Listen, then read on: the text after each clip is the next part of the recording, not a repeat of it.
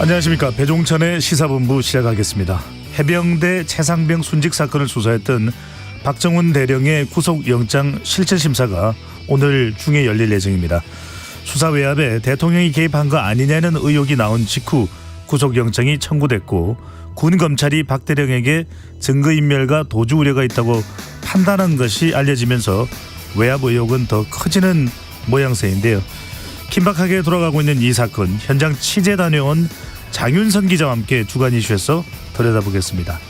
스포츠본부에서는 축구대표팀 클린스만호의 코치진 개편과 프로농구 KCC 연고지 이전, 야구 소식까지 KBS 스포츠국 정현호 PD와 함께 살펴보도록 하겠습니다. 한입뉴스도 놓치지 마셔야죠. 9월의 첫날 금요일 시사본부 지금 출발합니다.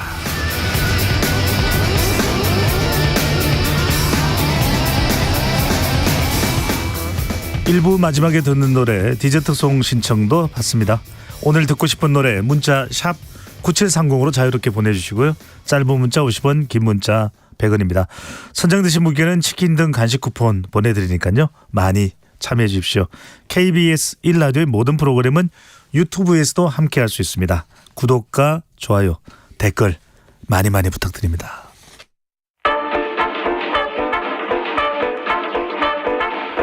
배종찬의 시사본부 한입뉴스.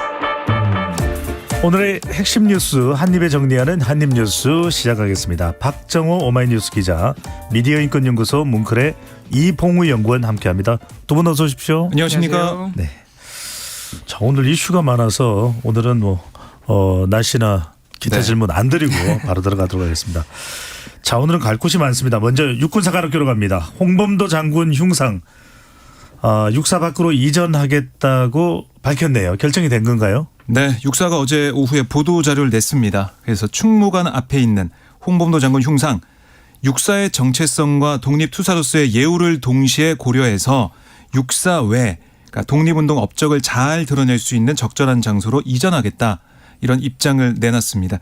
결국 충남 천안의 독립기념관을 검토하는 걸로 이렇게 해석할 수가 있는데요. 네. 그동안 홍범도 장군의 독립 투쟁 성과 이건 인정하겠지만 그것과는 다르게 소련 공산당 가입 이력 이런 것들, 그게 과연 육사 생도들, 그러니까 우리 이제 군의 장교가 될 생도들이 교육받는 그 건물 바로 앞에 있는 게 맞는 거냐, 이런 지적이 제기됐다는 거 아니겠습니까? 그래서 거기에 따라서 어쩔 수 없이 육사에서는 이 흉상을 이전해야 된다, 이렇게 강조를 한 겁니다. 네. 그러면은 홍범도 장군 흉상만 이제 육사 밖으로 나가는 것이고 나머지 김자진 장군을 비롯해서 4인의 흉상은 그대로 유지가 되나요? 4인의 흉상도 육사 교내에서는, 안에서는 다른 곳으로 이동이 됩니다. 그러니까 충무관 앞에는 일단 빈자리로 두겠다는 것이 이 육군사관학교의 입장인 것인데, 예. 그럼 도대체 어디로 옮기겠다는 것이냐. 일단 이 부분에서 홍범도 장군 흉상 같은 경우에는 사실 논란이 처음 불거졌던 25일부터 국방부가 독립기념관으로 옮겨야 된다는 얘기를 종종 했어요. 그런데 그때 당시에도 독립기념관 측에서는 몇 번 요청이 오긴 했는데 우리도 지금 준비된 자리가 없다, 그래서 몇 번 거절을 했다 그래요. 근데 이제 반복되는 요청 속에서 결국엔 독립기념관이 그럼 일단 수장고로 옮기는 건 어떻느냐, 이렇게 이제 제안해 놓은 상태라 그랬었는데, 어제 또 육사 이전 확정 발표 후에 이 독립기념관을 지금 국가보훈부가 관할하고 있는데, 국가보훈부에서는 지금 이 홍범도 흉상 외부 이전에 대해서 국방부나 육군사관학교 측과 구체적으로 논의된 바가 없다. 그래서 또 어디로 옮기느냐에 대해서 또 혼선이 지금 아직 벌어지고 있는 겁니다. 잠깐만요. 수장고라고 하면은 창고를 이야기하는 거 그렇습니다. 아니에요? 사실 그 부분 때문에 또 논란이 잠깐 됐었어요. 논란이 처음 불거졌을 때. 네. 근데 어제 이제 국가보훈부 입장을 보면은 어디로 옮길지 사실 확정된 바도 아직은 없다는 얘기죠.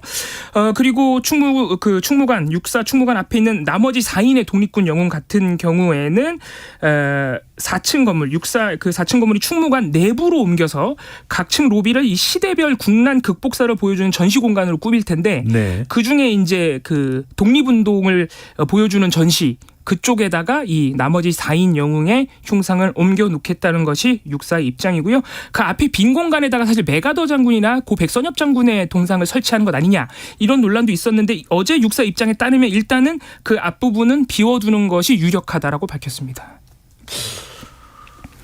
육사 밖으로 나가는 게 아니네요, 그러면요.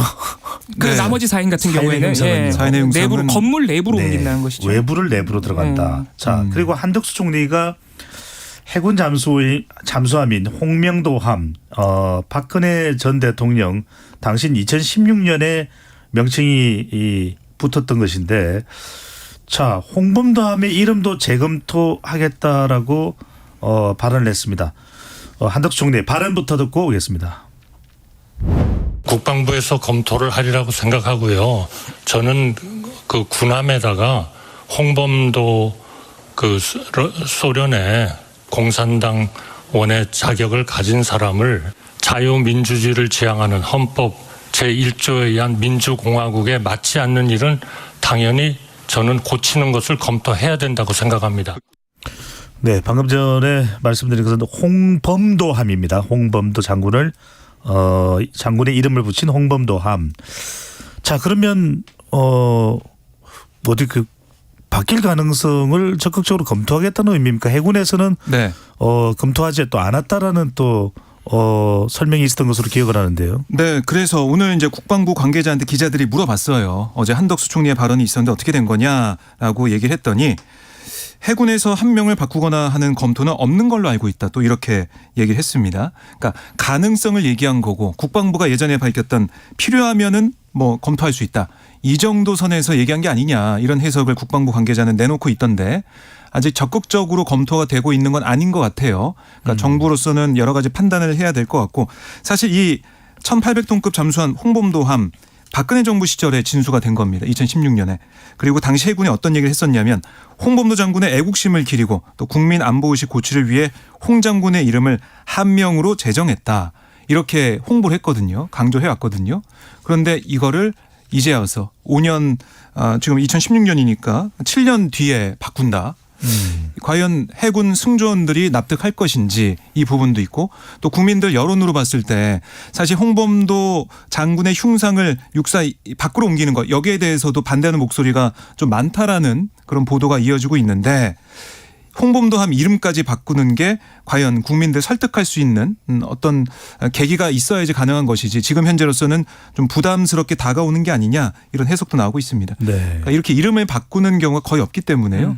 사실 우리나라의 경우도 1999년 지자체가 통합되면서 이리함이 익산함으로 병행된 적이 있지만은 과거사 같은 뭐 다른 이유 때문에 잠수함 이름을 바꿔다는 거 극히 이례적인 일이기 때문에 사례가 없어요. 이리가 익산으로 바뀐 건 지명이 바뀌었어요. 네, 그렇습니다. 네. 지자체 요청 때문에 바뀐 거니까 다른 상황이었습니다. 알겠습니다. 공군에는 홍범도기라는 비행기가 있나요? 없습니다. 네. 자, 윤석열 대통령 이번에는 노량진 수산시장으로 가봅니다. 윤석열 대통령이 어제 현직 대통령으로는 처음으로 서울 노량진 수산시장을 찾았습니다. 우리 수산물의 안전성을 점검하고 상인들을 격려했네요. 예, 말씀하신 대로 현직 대통령으로는 처음으로 윤석열 대통령이 어제 이 노량진 수산시장을 방문해서 우럭탕, 전어구이, 꽃게찜 등으로 이 참모들과 식사를 했고요. 네. 또 추가적으로 대통령실이 밝힌 내용을 보면 식사를 하고 윤 대통령이 수십만 원어치의 수산물을 추가로 더 구매해 왔다 그래요.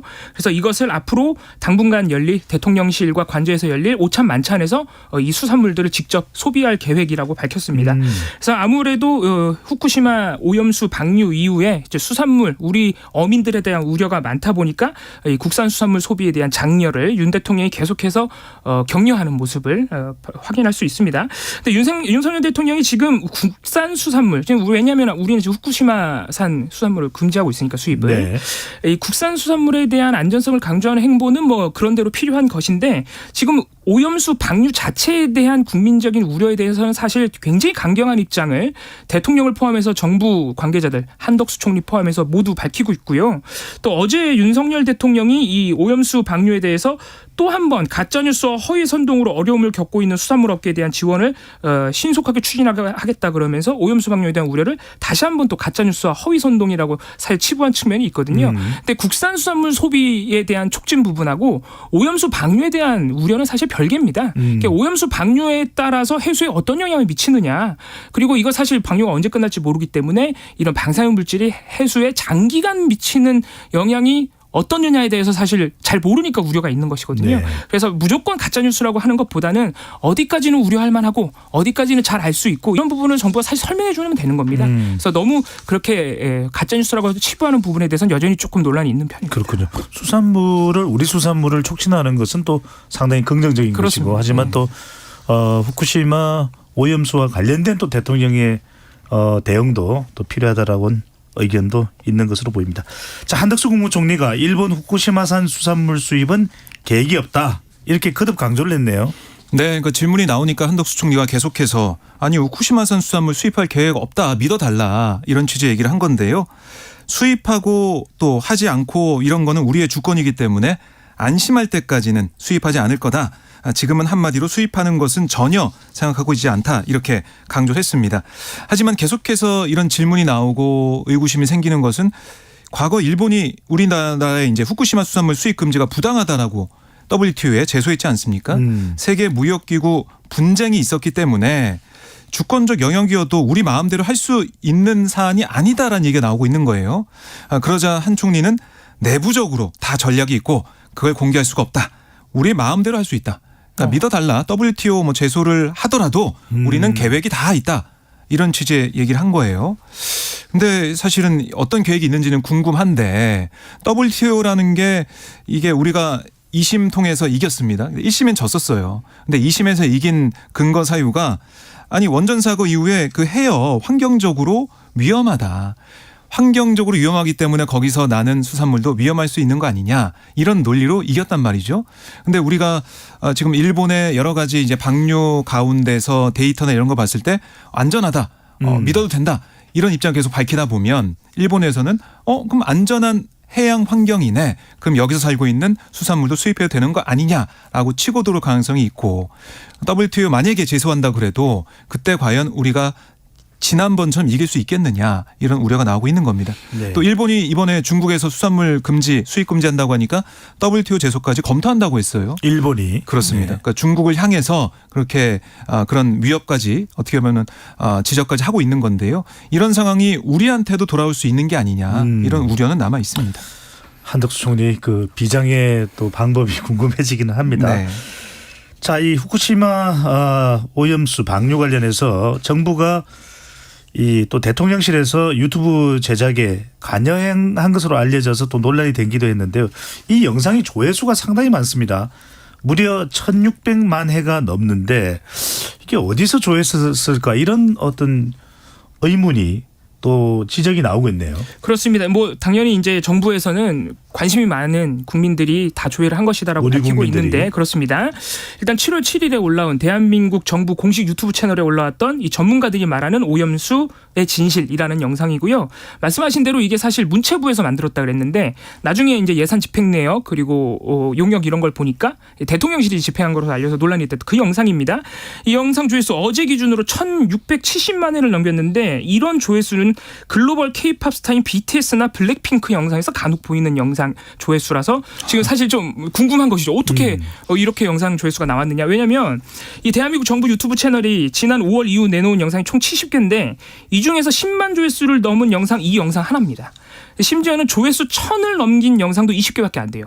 그러니까 대한민국 정부 유튜브 채널이 전반적으로 조회수가 그렇게 높은 편이 아닌데 이 영상은 무려 1,670만 회가 나오니까 여러 가지 지금 뭐라고 할까요? 추정들이 나오는 그렇죠. 것이죠. 민간이 아니라 보통 이제 정부 공공에서 만든 유튜브는 중요하긴 하지만 그렇게 많은 사람들이 보지는 않죠, 그죠? 그렇습니다. 그리고 또 23일 국회에서 박진 외교부 장관에게 이 영상 조회수에 대한 질문이 나왔는데 정작 이 박진 외교부 장관은 또 안 봤다 그랬어요. 그래서 국민의 3분의 1이 봤는데 그럼 정작 장관은 안 본 것이냐 이런 지적도 나왔었고 이 김성애 이 정치연구소 싱크와이 소장 같은 경우에 24일에 KBS 사사건건에 나와서 이 돈을 받고 다른 나라의 서버를 차려서 1, 2초에 한 번씩 계속 자동으로 클릭을 하게 하는 그런 스팸 기계들도 있다.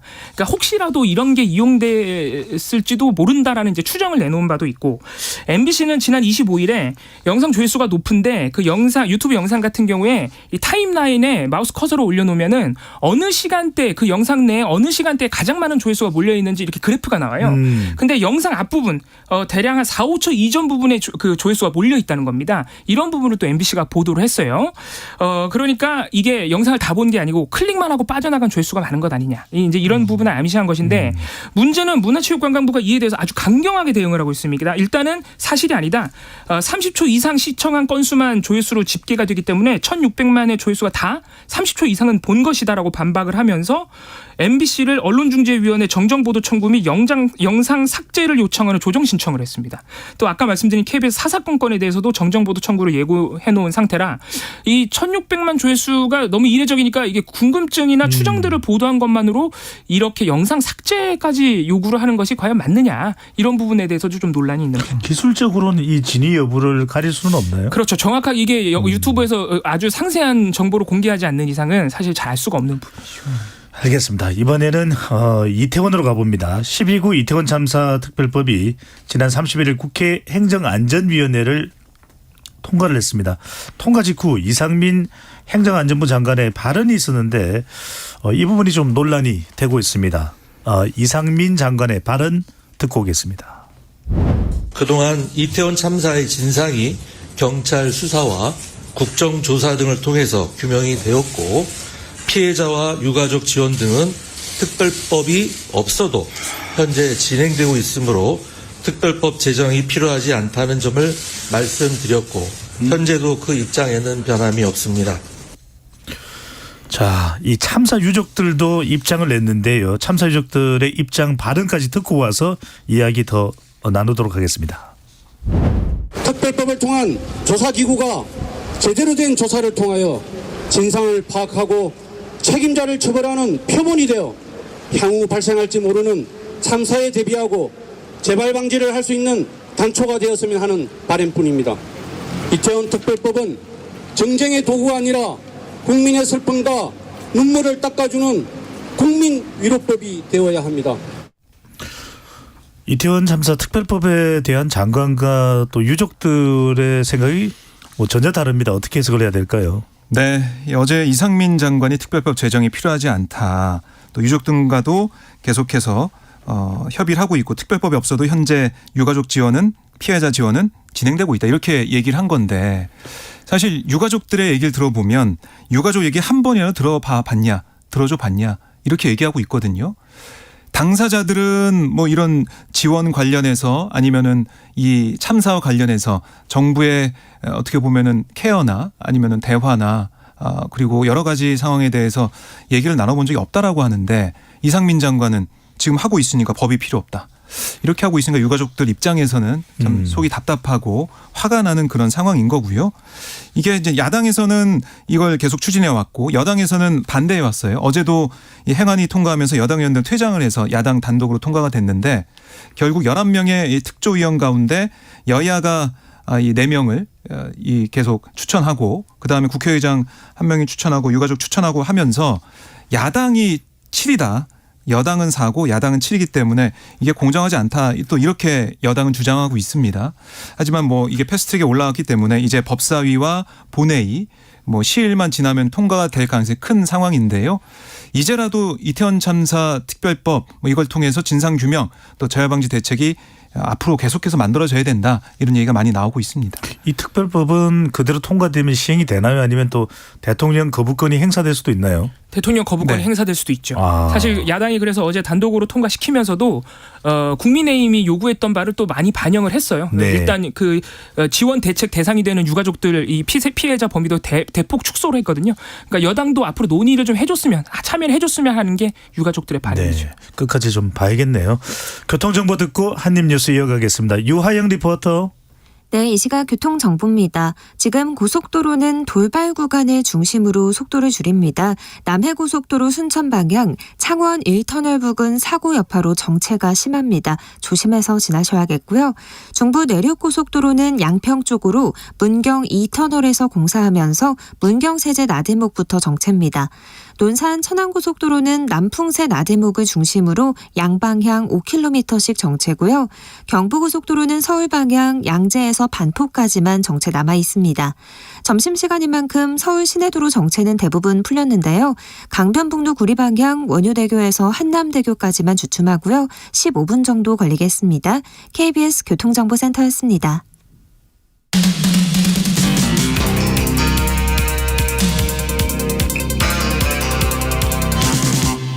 배종찬의 시사본부. 박정호 기자, 이봉우 연구원과 함께하는 한입뉴스 이어가겠습니다. 자, 이번에는 국회로 가봅니다. 국회의 로텐더홀인가요? 어제 무기한 단식을 선언한 이재명 대표, 검찰과 공방을 벌이던 소환조사 일정 9월 4일 오전이냐, 검찰에서는 하루 종일 시간이 필요하다. 어떻게 조율이 된 겁니까? 어떻게 된 겁니까? 조율이 지금 안 되고 있습니다. 그러니까 맨 처음에 검찰이 9월 4일에 출석하라라고 통보를 했고, 그러자 뭐 이재명 대표 측에서는 11일에서 15일 중에 출석하겠다. 그러니까 이때 이제 본회의가 없으니까 일정을 좀 보고 당무에 영향을 주지 않는 그 날짜에 출석하겠다, 이런 얘기를 해온 거예요. 그러다가 오늘 이재명 대표 측에서 또 입장을 바꿔서 내놨는데, 그건 뭐냐면 4일에 가겠다. 그런데 오전에만 조사를 받고 오겠다. 그리고 나머지 못 다 받은 조사는 그 다음 주에 받겠다. 이렇게 얘기를 한 겁니다. 근데 여기서 검찰이 어떻게 다시 또 답변을 했냐면, 일반적인 절차에 응해라, 이렇게 얘기를 한 거예요. 뭐 다른 사람과 비교했을 때 뭐 특혜나 아니면 다른 뭐 일정을 조정해서 하는 게 아니라 일반적으로 진행된 절차로 가겠다는 겁니다. 그 말은 뭐냐면 그날 아침부터 오전부터 밤 늦게까지 계속 조사와 조서 검토까지 쭉 다 끝내겠다, 이런 얘기를 하고 있거든요. 그래서 이 쌍방울 그룹 대북 송금 의혹 관련된 이 조사인데 아직까지 언제쯤 이루어질 수 있을지는 아직 미지수인 상황입니다. 네, 방금 전에 청취자분들께 설명드린 대로 이재명 대표가 국회에서 무기한 단식 농성 중에 있습니다. 자, 일을 하는 단식을 하겠다라고 이야기를 했는데, 오늘은 단식 농성 천막에서 최고위원회 회의도 진행을 했네요. 그렇습니다. 오늘 최고위에서 일단 이재명 대표는 어떤 얘기를 했냐면은 많은 분들이 꼭 이렇게까지 해야 되느냐, 단식까지 해야 되느냐는 말씀을 많이 하시는데, 이것 외에는 할 수 있는 게 없다라는 또 이재명 대표 얘기가 있었습니다. 이 정권의 폭주와 민생 포기, 국정 포기를 막아야 하는데 할 수 있는 일은 이것밖에 없다라고 오늘 최고위 회의에서 얘기를 했고요. 네. 그러면서 정부가 이 대국민 선전포고한 이후에 국무총리를 비롯한 장관들의 태도도 굉장히 많이 바뀌었다, 공격적으로 바뀌었다는 거예요. 최근에 보면 한덕수 총리도 이 국회 예산결산특별위원회에 나와서 이 야당 의원들에 맞서가지고 고성을 지르며 이렇게 반발하는 모습도 볼 수 있었는데, 이제 그런 부분도 이재명 대표가 말한 것으로 보이고요. 여전히 국민의힘에서는 이해할 수 없는 단식이다. 이재명 대표 단식은 사법 처리 회피용 단식이다. 체포동의안 처리를 둘러싼 내분 차단용 단식이라고 깎아내리고 있습니다. 네. 오늘 많은 주제를 말씀드리고 있는데, 5230님께서 과거를 기억하지 못하면 과거를 반복하는 운명에 처한다. 조지 산티아나의 역사를 다시 인식해야 할 9월이네요라는 말씀을 주셨습니다. 방금 전에 그 과거를 기억하지 못하면 과거를 반복하는 운명에 처한다는 조지 산타나의 말이었습니다.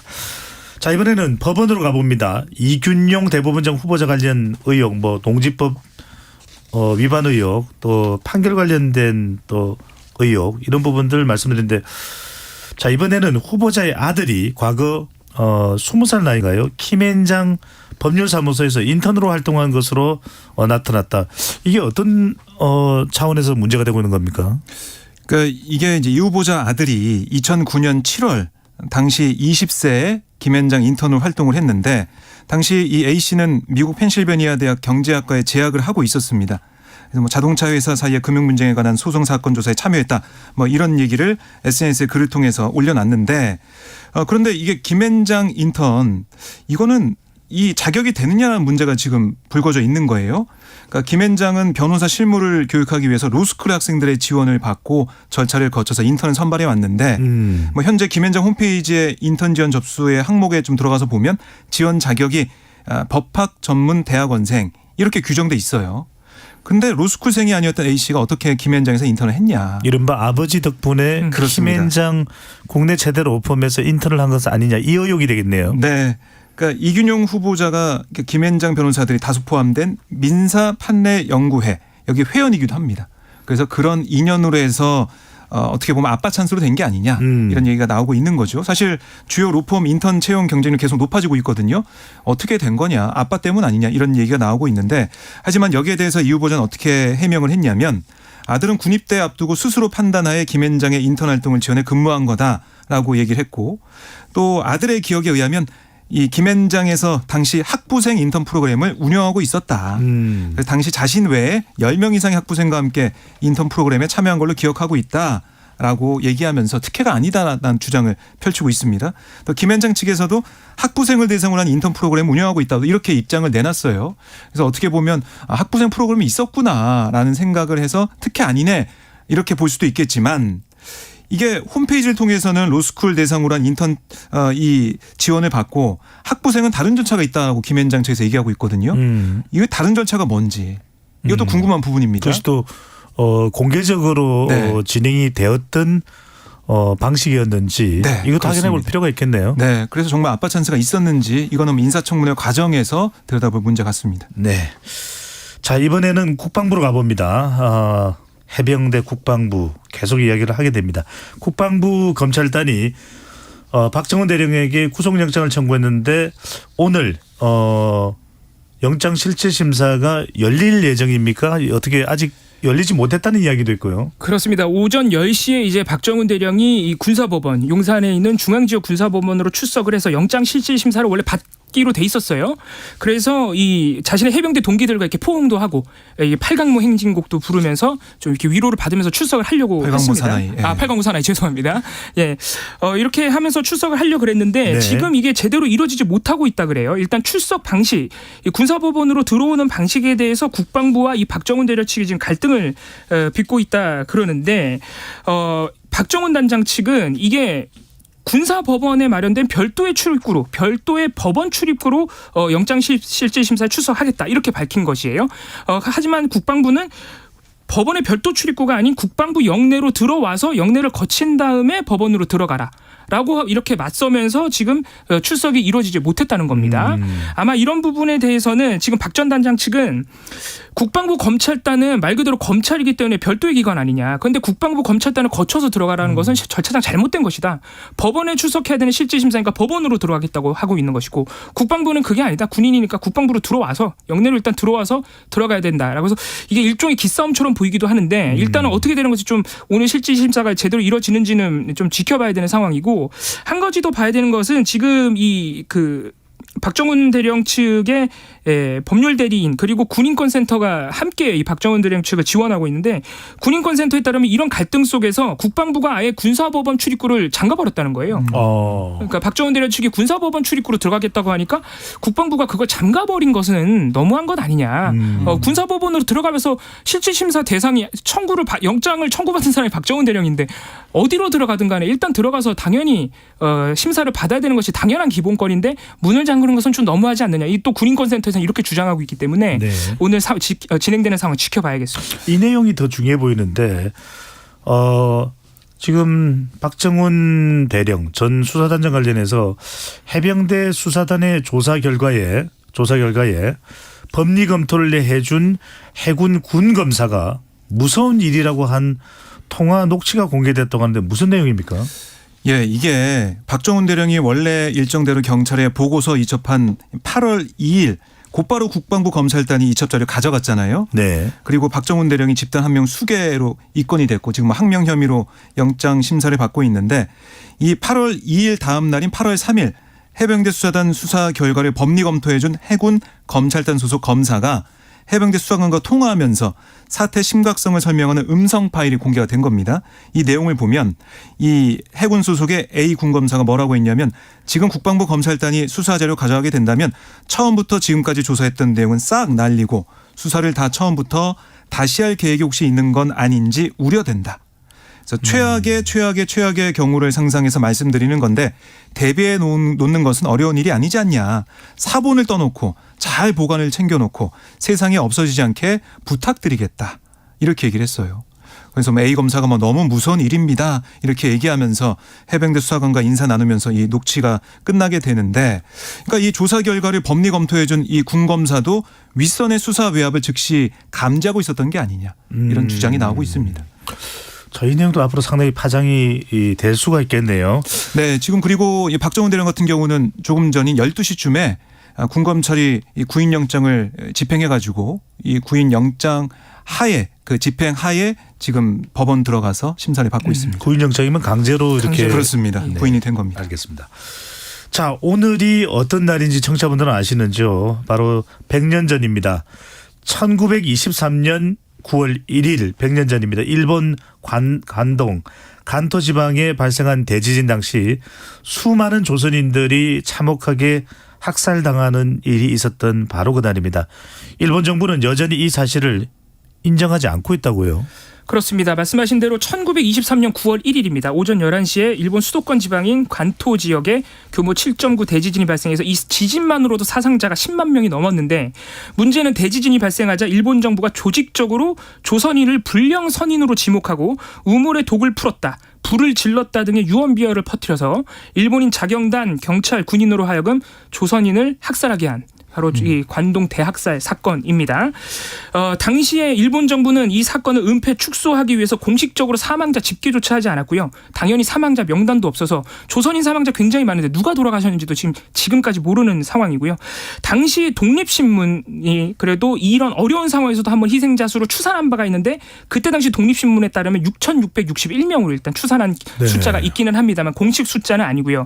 더 충격적인 부분은 우리가 잘 알고 있는 부분은 일본 정부가 유언비어를 퍼뜨려서 이렇게 이제 학살을 자행했다 그러는데 사실은 유언비어가 퍼지기 전에 이미 학살이 시작됐다라는 기록들도 많이 있습니다.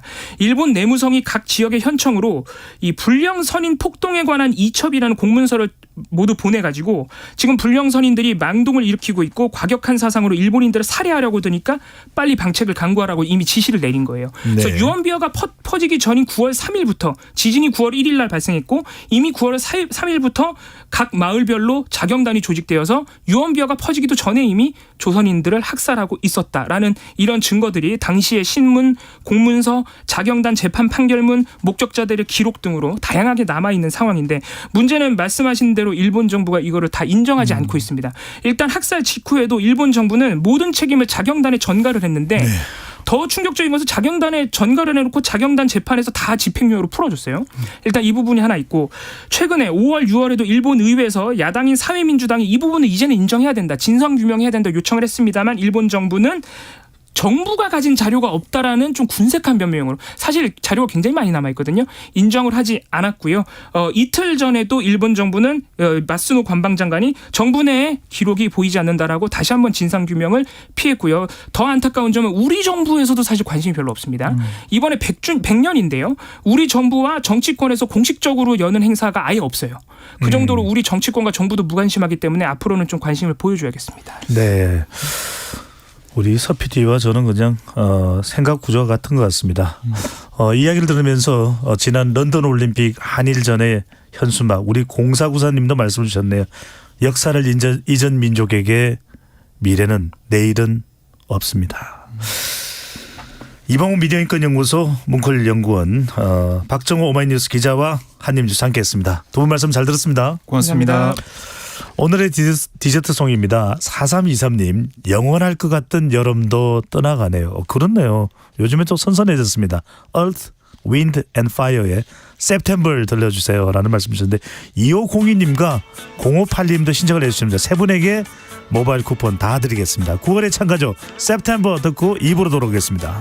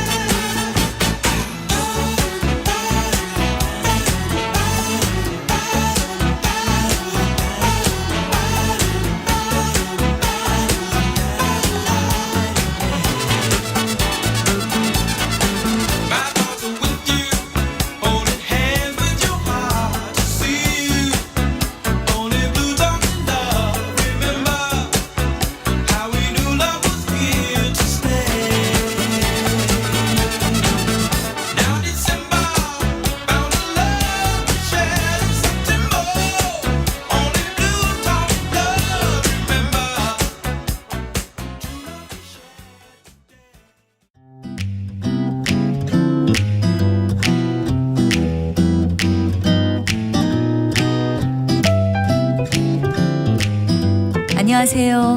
바른말 고운말입니다. KBS 1텔레비전에서 방송되고 있는 우리말 겨루기에서 나왔던 문제를 짚어보겠습니다.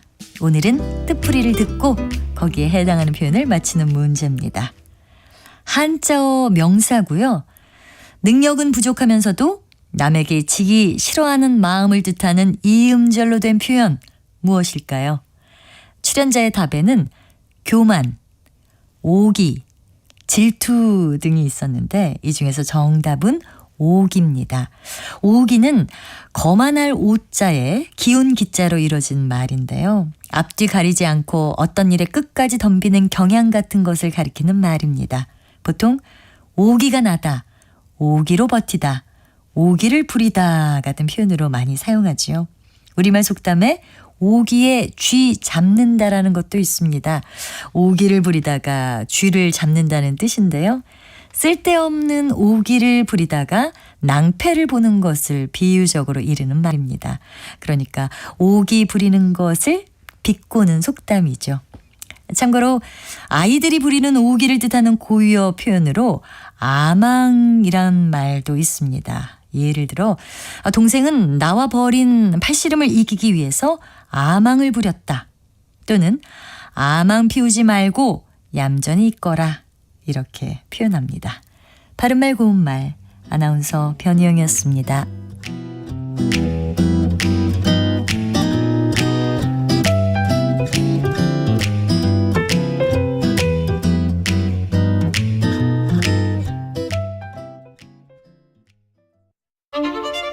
토론은 치열해도 판단은 냉정하게.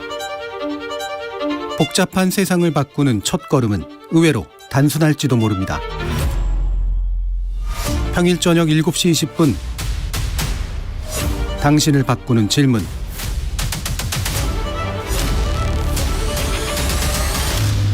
KBS 열린 토론.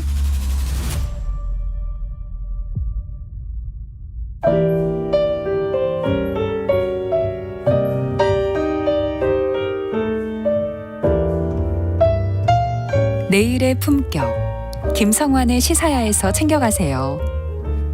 하루를 마무리하는 시간 꺼내보는 당신의 지식 창고. KBS 1라디오 김성환의 시사야. 평일 밤 10시 5분 여러분을 찾아갑니다.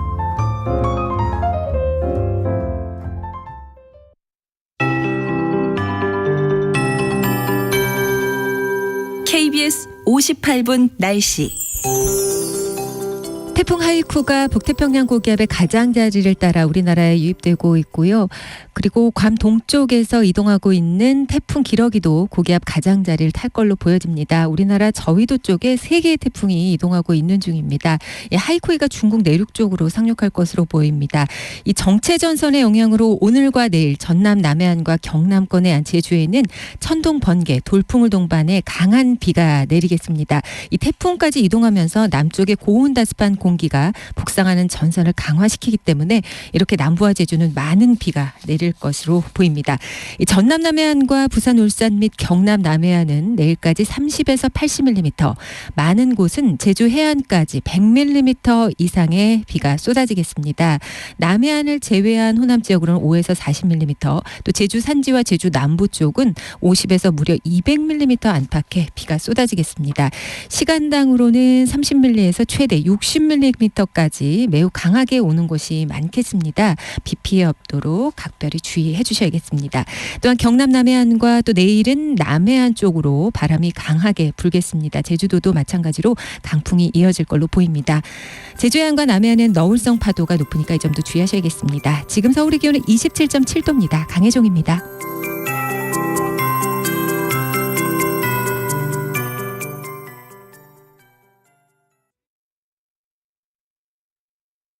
정성을 다하는 국민의 방송 KBS가 한시를 알려드립니다. AM 711kHz, FM 97.3MHz, KBS 1라디오입니다. HLKA.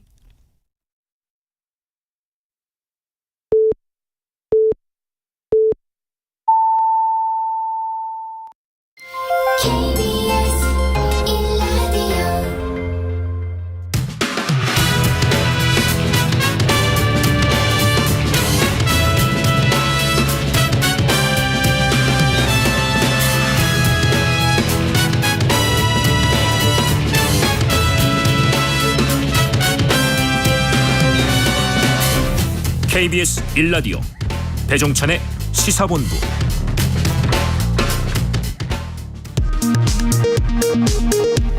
이 시각 라디오 정보센터 뉴스입니다.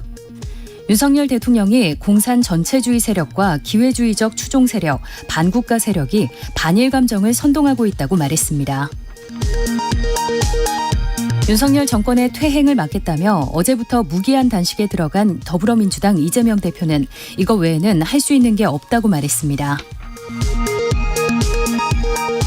항명 등 혐의를 받고 있는 박정훈 전 해병대 수사단장이 오늘 구속영장 실질심사를 받습니다. 군 인권센터는 시민 17,000여 명이 참여한 구속반대 탄원서를 제출했습니다. 지금까지 라디오 정보센터 조진주였습니다.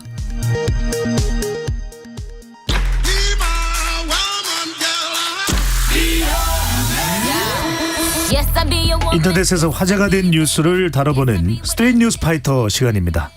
오늘은 조현정 시사평론가와 함께합니다. 어서 오십시오. 네, 안녕하세요. 조현정 평론가도 그 뉴스 들었죠? 10월 2일인가요? 임시 공휴일로 지정이 돼서. 네. 네. 추석 연휴 앞하면은 상당히 긴 이제 네. 이제 휴일이 되는데 어디 뭐 가보고 싶은 데가 있어요?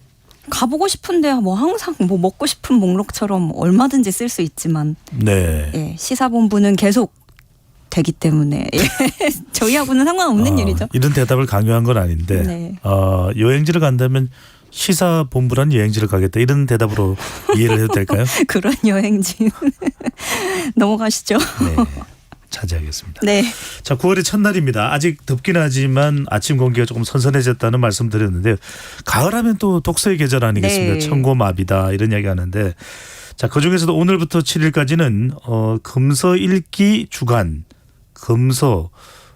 금서라면은 읽어서는 안 되는 책을 네. 금서라고 하는 것 같은데 요즘도 그런 책이 있어요? 그러니까 요즘 금서라는 말 자체도 되게 오랜만에 듣는 것 같고 그렇잖아요. 예전에 대중가요도 이제 안 될 때 뭐 이런 시절 떠올리실 텐데 지금도 있습니다. 벌써 이 금서 읽기 주간이라고 이번 주가 지정이 됐는데 제9회예요. 이게 2015년에 시작이 됐는데 올해는 더더욱 뜨거운 열기와 화제를 모으고 있습니다. 왜냐하면 최근에 일부 학부모 단체들이 금서 지정 운동을 벌이기 시작한 거예요. 그러면서 특정 책들을 공공도서관마다 전화를 하고 해서 빼라라는 민원을 넣고 있는 건데 주로 책들이 좀 성교육, 성평등 도서 이런 것들로 추려질 수 있고요. 또 이런 일도 있었습니다. 몇 달 전에 이 국회의원이나 기초의원이 학교 도서관에 성교육 책 보유 현황을 제출하라 이렇게 자료 요구를 하기도 했고 김대중 노무현 전 대통령 등 이런 특정 인물 관련한 책 보유 현황을 제출하라고 한 국회의원도 있었고요. 이런 일들이 반복되면서 일부 도서관들이 도서 출판물 117종의 유해성 여부를 심의해달라면서 간행물윤리위원회에 의뢰하는 것으로까지 번지게 됐습니다. 네.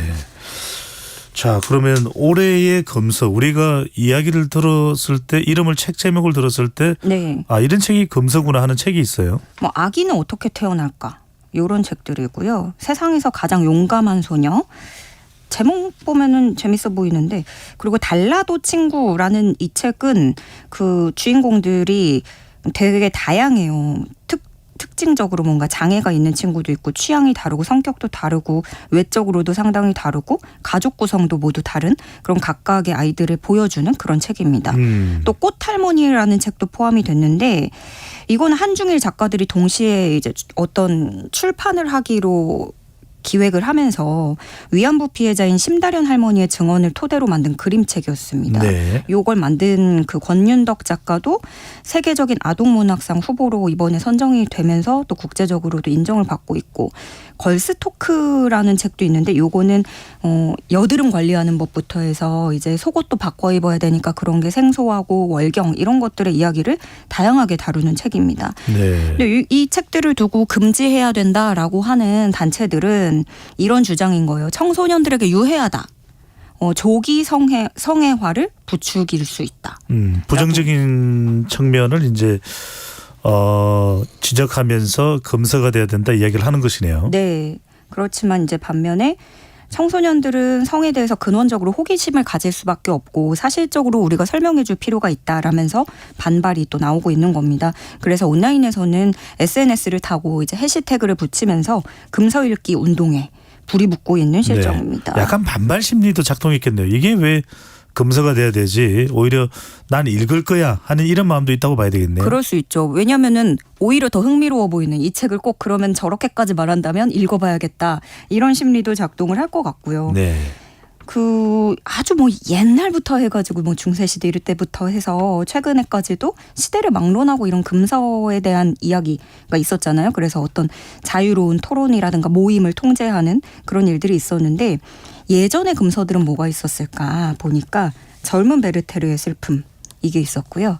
뭐 자살을 조장한다 이런 이유였고 참 놀라실 거예요. 아기 공룡 둘리. 예? 이것도 한테 너무 놀라시는 거 아니에요? 둘리가 왜 금서예요? 지금은 진짜 무슨 한국을 대표하는 그런 작품으로 사랑을 받고 있잖아요. 네. 부천에서는 주민등록증도 받고 그랬는데 이해가 안 되는데요. 이유가 둘리가 버르장머리가 없어서였습니다. 아니 그래서 이걸 네. 어디서 뭐 어디에서 정하는 겁니까? 금서를. 그러니까 이게 시대마다 다른데 그 당시에는 뭐 정부가 뭐 이렇게 하기도 했고 네. 이번에는 딱 공식적으로 금서다라고 지정한 건 아니지만 계속해서 이제 시민단체마다 민원이 너무 들어오고 자료 요구도 들어오고 하다 보니까 이번에는 또 바람직한 독서 문화를 위한 시민연대라는 곳에서 여기는 62개 단체가 참여하는 곳인데요. 여기서 그렇다면 우리는 금서를 읽겠다. 하고 읽기 주간을 만든 겁니다. 그렇군요. 네. 유튜브로 생각하는 오뎅님 정말 때 아닌 불온서적이네요. 라고 콕 꼬집어서 이야기를 해주셨습니다. 자, 두 번째 주제로 넘어가겠습니다. 어린이 보험이라고 하면 초등학생 정도 아이들 혹은 청소년까지 될까요? 가입을 하는 보험이라고 생각하실 텐데요. 사실 35세까지도 네. 가입이 가능해서 성인들이 부랴부랴 계약하는 일이 많았다고 하는데 이제는 이런 보험이 없어진다고 하는 소식을 가져오셨는데 35세인데 어린이 보험 가입이 가능했다. 이게 좀 놀랄 일이네요. 이게 일명 어른이 보험이라고 네. 별명까지 붙었고 저도 몇 년 전에 이거 가입해야 되나 했을 정도로 갑자기 한 최근 1, 2년 사이에 급격히 이 어른이 보험, 성인이 가입할 수 있는 어린이 보험이 굉장히 각광을 받았습니다. 이게 어린이 실손보험 상품인데 만 35세에도 가입이 가능하다라고 계속 홍보를 하고 뭐 원래 성인이 가입하는 보험보다 조금 저렴하다 이렇게 알려지면서 그러면 만 35세가 지나기 전에 빨리 가입해야겠다 하는 분들이 많았던 거예요. 그래서 실제로 지난해 새롭게 계약된 어린이 실손보험이 115만 건인데 이게 4년 전하고 비교했을 때보다 50% 가까이 늘어난 수치입니다. 근데 요즘 아기들 정말 안 태어나잖아요. 이런 저출생 시대에 어린이 보험이 급증한 아이러니함이 나타난 겁니다. 왜냐하면 보험사들이 요걸 이제 마케팅에 이용을 한 거예요. 앞다퉈서 가입 연령을 30세, 32세, 33세 우리는 35세도 가입할 수 있습니다. 이렇게 연령을 계속 높이고 경쟁이 붙는 거네요. 네. 그리고 여기에 성인 질환 담보를 줄줄이 추가를 한 거죠. 경쟁이 과열됐는데 보험사로서는 왜냐하면 고객이 뭐 40대, 50대에 가입한다고 하는 것보다 20대, 30대에 저 그러면 빨리 어린이 보험 가입할게요 하면 그만큼 장기 가입 고객이 늘어나는 거고 가입자들로서는 35세를 넘기기 전에 지금 나는 어린이로 포함될 수 있어 하는 마음에 서둘러 계약을 하는 거죠. 내가 어린이야 이러면서 더 좋아할 네. 수도 있겠네요. 은근히 또 기뻐하시더라고요. 네. 보험사들은 역대급 수익을 냈습니다. 그런데 문제는 이 어린이들에게는 발생 빈도가 낮은 뇌졸중이나 급성 심근경색 이런 것들이 불필요하게 추가가 됐고 정작 어린이들은 발달 지연 치료비나 이렇게 어린이 질병에 별로 치료 이렇게 지원받지 못하는 그런 손해를 볼 수 있는 구조. 주객이 전도됐다고 할 수 있겠네요. 그렇죠. 결국에 금융당국이 칼을 빼들었다는 소식입니다. 가입 가능 연령이 15세를 넘을 경우 어린이, 자녀 이런 식의 상품명을 사용할 수 없도록 한 거예요. 누리꾼들 반응은 한 푼이라도 아끼려고 노력하려고 그렇게 한 건데 없어지면 불편하다. 이런 의견이 있고요. 또 반면에 어린이 보험까지 탐낼 필요는 없다. 성인한테 맞는 거 찾아서 하는 게 원칙이다. 라는 의견도 있습니다. 그러니까 중요한 건 이 보험 전문가들이 조언하기로는 결국 이런 절판 마케팅에 넘어갈 필요가 없다는 거예요. 왜냐하면 특약을 넣다 보면 막상 또 의외로 더 비싸지는 경우도 많은데 모르고 그냥 마케팅에 넘어가는 거고 입소문 때문에 오해가 된 거죠. 그리고 무엇보다 중요한 건 뭐 이런 어린이 보험이냐 성인 보험이냐 이런 이름보다는 내가 갖고 있는 보험과 중복되지 않으면서 거기서 또 나에게 알맞고 저렴한 걸 고르면 된다고 합니다. 네. 어린이는 어린이 보험에, 어른은 어른 보험에. 그게 맞는 거겠죠. 자, 이번에도 관심을 가질 만한 그런 주제입니다. 외국 항공사에서 오버부킹, 초과 예약으로 인한 문제가 빈번히 발생하고 있다고 하는데 이 가운데 배우 혜리 씨가 응답하라 1988인가요? 네. 네. 배우 혜리 씨도 혜리 씨도 피해를 입었다고 글을 올리면서 항공사 오버부킹에 대한 문제가 집중 거론되고 있네요. 네, 이게 그러니까 갑작스런 티켓이 취소됐거나 그 승객이 못타는 경우를 대비해서 공석을 방지하기 위해서 정원보다 더 많은 인원의 예약을 받는 그런 항공사들의 관행입니다. 공항 원래 지각하면 비행기 못 타잖아요. 그런 경우도 있고 또 비행기로서는 이 좌석 공석이 되게 중요한 게 연료 비용이나 그런 마진에 영향을 미치기 때문에 네. 되게 예민하게 생각하는 부분인데 이게 실제로 취소표가 생기면은 딱 맞게 가는 건데 그렇지 않을 경우도 있는 거잖아요. 언제 그렇게 100% 항상 그걸 장담할 수 있는 게 아니니까. 그러니까요. 한 10명 정도 보통 승객들이 안 오는 경우들이 많은데 이번에는 100% 다 왔다. 그러면은 이게 문제가 생길 수가 있겠네요. 그렇죠. 이게 배우 혜리 씨가 올린 글을 보면 본인은 비행기표를 한 달 반 전에 예약을 했어요. 좌석도 또 미리 지정을 해놨고 심지어 퍼스트 클래스 자리입니다. 발음이 왜 이러죠? 퍼스트 클래스 자리인데 그걸 또 2자리를 예약을 했고 근데 항공사 측에서 갑자기 좌석이 없다고 그 이코노미로 다운그레이드 해서 가라 한 거예요. 그럼 환불도 안 되고 자리가 마음에 안 든다면 그럼 다음 비행기 알아서 타고 가라. 이랬다는 겁니다.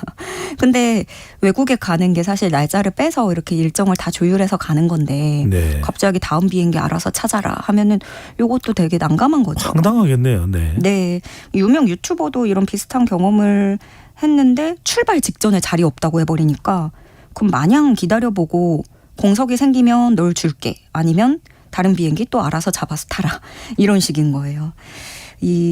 이런 항공사들의 막무가내 취소 통보는 이게 법적으로는 문제가 되지 않나요? 진짜 항공법에 따라서 가능하니까 항공사도 이렇게 하는 건데 예전에 아주 큰 문제가 됐던 일이 있었습니다. 2017년에 미국 유나이티드 항공이 이거 기억하시는 분들도 많으실 것 같은데 손님 4명을 임의로 지명해서 강제로 끌어내리는 일이 있었어요. 근데 이 과정에서 베트남계 미국인이 코가 부러지고 막 피를 철철 흘리면서 그 쫓겨나는 영상이 퍼지면서 유나이티드 항공에 대한 불매 운동까지 일었고요. 델타 항공에서는 한국인 3명이 이게 수화물 이미 접수가 됐는데 이걸 못 내리고 비행기도 못 타고 이렇게 돼서 난리가 났던 적이 또 있었습니다. 네. 그래서 혜리 씨 같은 경우는 유명인이고 가장 좋은 좌석을 2자리나 했는데 그럼 저처럼 이코노미 타는 사람은 그냥 아예 그냥 없는 거잖아요. 아니 그 좌석의 구분이 없이 승객에게 피해가 가도록 해서는 안 되는 거겠죠. 그러니까 이게 또 여기서 이제 생각이 나아가서 그 유나이티드 항공사 때 베트남계 미국인이었고 이번에도 또 한국인이고 이러다 보니까 이게 그러면 혹시 인종차별 아니냐 뭐 이런 얘기로까지 번지고 있는 상황입니다. 네, 결과적으로는 이런 뉴스가 알려지는 것 자체가 항공사로서는 자리가 비어서 발생하는 그 손해보다도 더 큰 것 아닌가 이런 생각을 지울 수가 없네요. 자, 스트레이트 뉴스파이터 오늘 말씀은 여기까지 듣겠습니다. 지금까지 조현정 시사평론가와 함께했습니다. 잘 들었습니다. 네, 고맙습니다.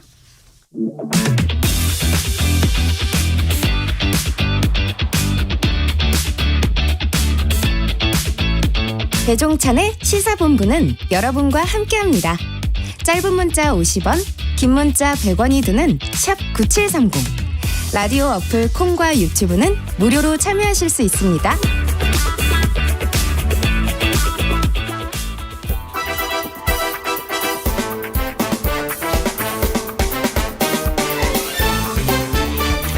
이번 한 주 어떤 소식이 가장 뜨거운 뉴스인지 한 주간의 뉴스들을 종합 정리하고 미처 못다한 이야기까지 챙겨드립니다. 장윤선의 주간 이슈. 취재의 여왕 단독의 왕 장윤선 정치 전문 기자 나오셨습니다. 어서 오십시오. 네, 안녕하십니까. 아니 네. 오늘 왜 이렇게 소개에 힘이 빠졌습니까? 세게 해주셔야지. 우리 코너를 좋아하시는 분들이 많은데 그래요? 너무 세게 했다가 너무 뜨실까 봐. 네. 너무 뜨기에는 좀 무겁습니다. 네. 배종찬 소장님과 함께 묵직하게. 예. 자, 오늘도 할 이야기들이 참 많습니다. 네. 스피디하게 가보겠습니다.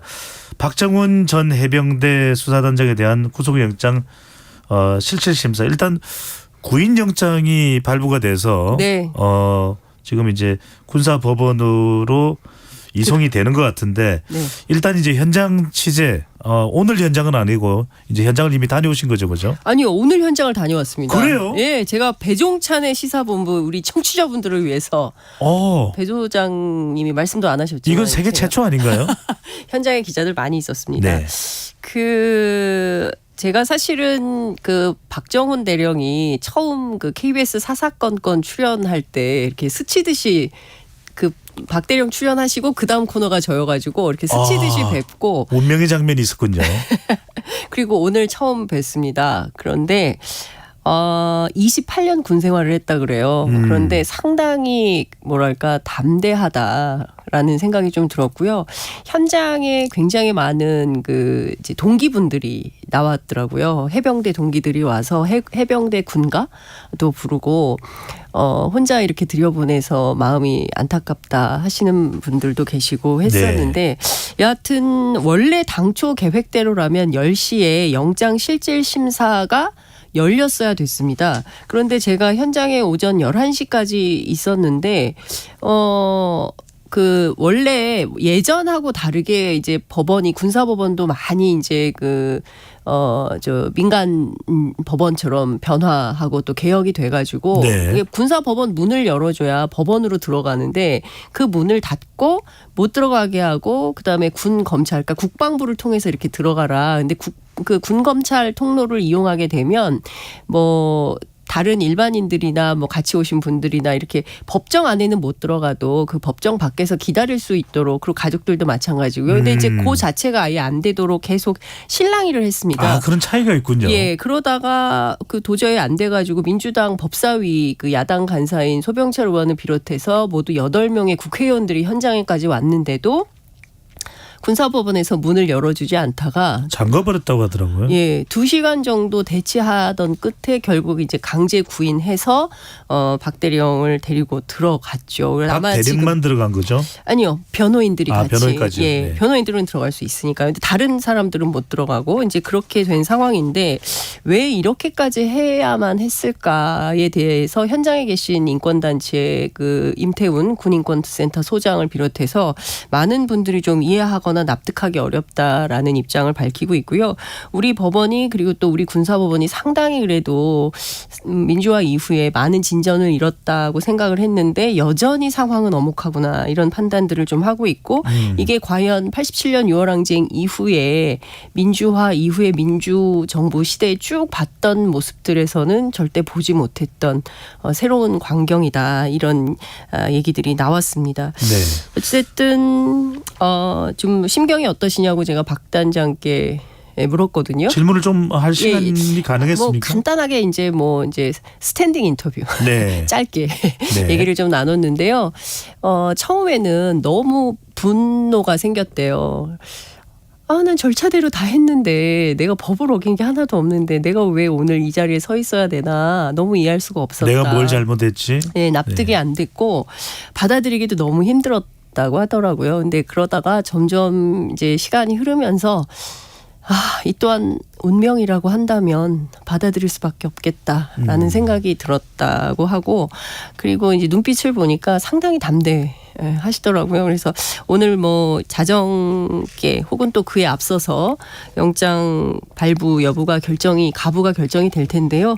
그 결과에 따라서 상당한 파장도 예상이 되고, 그러나 이제 본인 스스로 상당히 담담하더라 이런 말씀은 전해드릴 수 있을 것 같습니다. 바로 이 부분은 그래서 여쭙지 않을 수가 없는 것이 군사법원이 상당히 이제는 민간의 법원처럼 좀 개방적이고 혁신이 되어왔다 이런 말씀을 주시긴 했지만 이번에 이 이슈는 또 군 내부의 이슈이기 때문에 어떤 영향이 갈지도 상당히 우리가 주목하지 않을 수 없는데 구속영장에는 언론 인터뷰를 했기 때문에 도주 우려가 있다 이런 내용까지 포함이 되어 있는데 어떻게 될까요? 영장이 발부될까요? 기각될까요? 글쎄요. 박 단장 측의 변호인은 상식을 가진 군판사라면 당연히 이것은 기각시킬 것이다라고 전망을 했는데 제가 오늘 현장에서 느낀 감으로는 발부 가능성이 좀 높아 보이더라 이런 생각이 좀 들었습니다.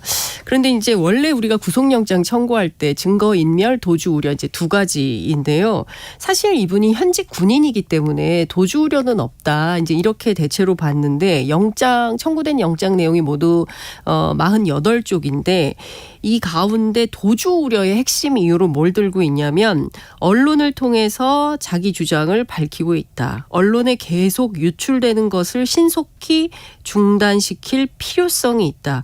언론 인터뷰를 막기 위해서 구속해야 된다. 이제 이런 얘기들이 나와 있다라는 내용을 보면서 그러니까 사실상 언론 인터뷰 KBS에 딱 한 번 했을 거예요. 그리고 그 밖에 다른 매체들이 굉장히 적극적으로 박 전 단장의 출연을 요청하고 있는데 그 어떤 데도 인터뷰를 안 한 걸로 알고 있습니다. 그리고 KBS에 출연한 가장 큰 이유는 대한민국 대표 공영방송이기 때문에 이 사안이 갖고 있는 중대성에 대해서 국민들께 보고드려야 된다라는 차원에서 인터뷰를 한 걸로 알고 있습니다.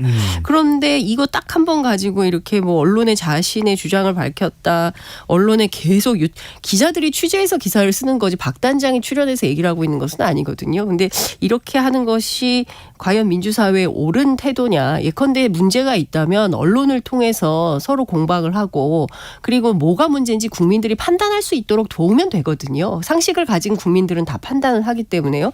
근데 이 자체를 막아야 되기 때문에 구속을 해야 된다. 이게 과연 상식적으로 납득할 만한 일인지 좀 이해할 수 없다라는 생각이 좀 들고 또 하나는 대통령실은 현재 전면 부인하고 있지만 VIP가 언급된 사건입니다. 그렇기 때문에 이 사건 자체로 가지고 있는 파장이 상당하기 때문에 오히려 이제 그런 점들이 더 세게 고려됐던 것은 아닌가라는 판단도 가능할 것 같고요. 지금 어쨌든 두 가지입니다. 하나는 항명. 그리고 하나는 상관 명예훼손 이렇게 두 가지인데요.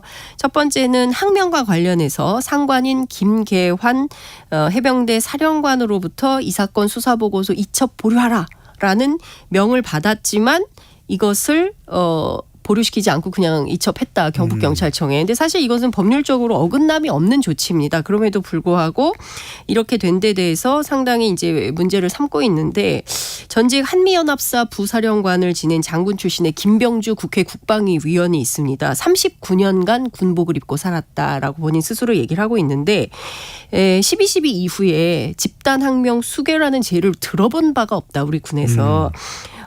그리고 이런 거 처음 보는데 내란이나 쿠데타라면 모를까 전시에 이거 사형까지 가는 이거 엄청난 죄명인데 이런 정도라면 그냥 지시불이행 정도로 해서 징계 정도 하면 되는 거지 이거를 뭐 집단항명 수괴라고 했다가 나중에 또 다 자료 보고 나서 항명으로 바꾸고 뭐 이렇게 하는 것이 과연 옳으냐에 대한 문제 제기가 있고요. 네. 제가 이제 오늘 현장에서 많은 이제 군 관계자들 이렇게 봤는데 대체로 보수적이세요. 대체로 보수적이고 스스로 보수주의자라고 얘기를 하시면서 이건 좀 너무 심하다. 그러니까 군 내부에서도 박정훈 단장의 어떤 이런 지금까지 과정에 대해서 우리 정부가 왜 이렇게 무리수를 두는지 모르겠다. 납득하기 어렵다라는 반응들이 나오고 있습니다. 국방부의 박 전 수사단장에 대한 조치가 좀 무리수다. 이런 무리하다. 그렇죠. 무리하다. 예, 그런 얘기가 조금 전에 있습니다. 그 상관 명예훼손을 이야기하셨나요? 네. 그건 어떤 내용입니까?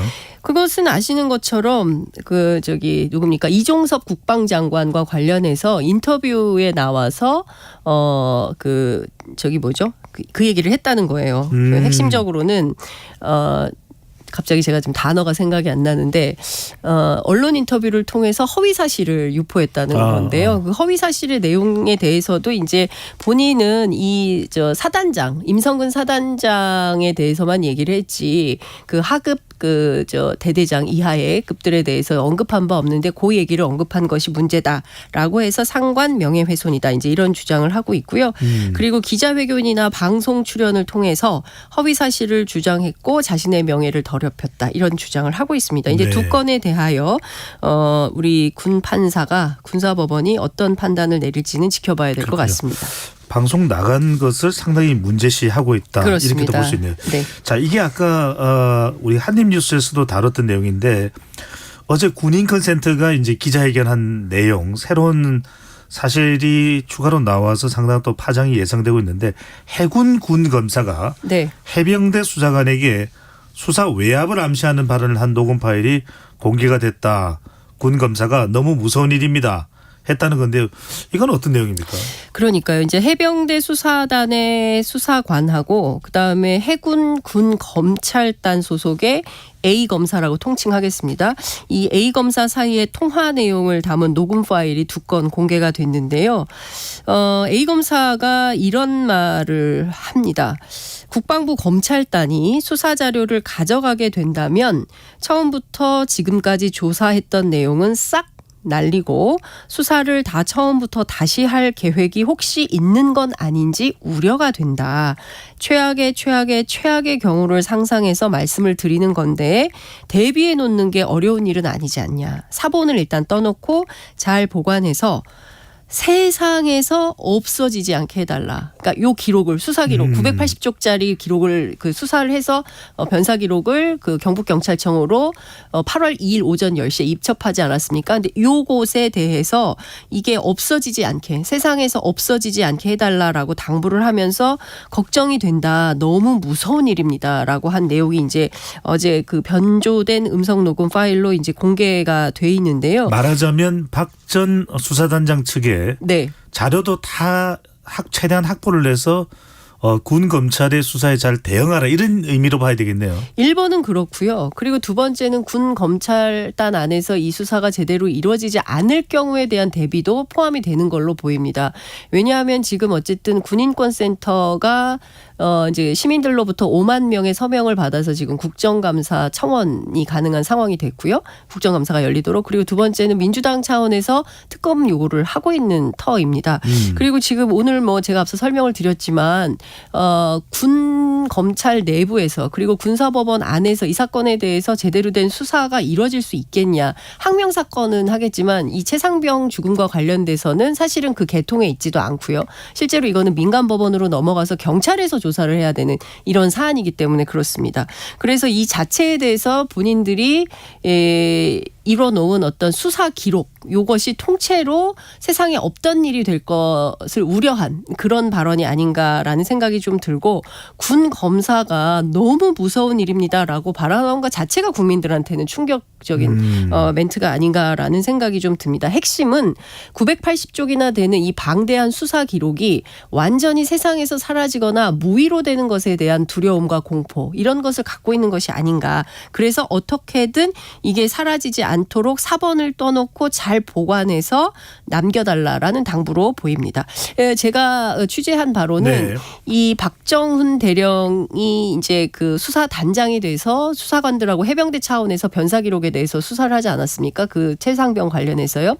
이 수사를 할 때 이분이 이제 그 법학 박사세요. 박정훈 단장이. 그래서 법률적 검토도 굉장히 중요하다고 해서 해군, 해병대 안에는 그 군 검찰이나 뭐 이쪽이 없기 때문에 해병대가 아니라 해군 군 검찰 쪽에 요청을 해서 실제로 이런 상황이 발생했을 때 임성근 사단장 같은 경우에는 현장에서 직접 지휘를 했었고 여러 가지 경로에서 위법 소지가 보이는데 이게 실제로 민간 법정에서는 어떤 방식으로 적용이 됐는지 판례가 있냐라고 해서 그 판례를 이러이러한 판례가 있다라고 해서 무려 5가지의 판례를 찾아서 이 해병대 수사단 쪽에 자료 협조를 했던 팀이 있다고 알고 있거든요. 근데 그 팀 중에 한 검사인지 아닌지는 잘 모르겠습니다. 그런데 이제 어쨌든 군 검사들 안에서도 이 사건이 어떻게 처리되어야 하는 것인가에 대한 입장을 가지고 있는 게 아닌가라는 생각이 좀 듭니다.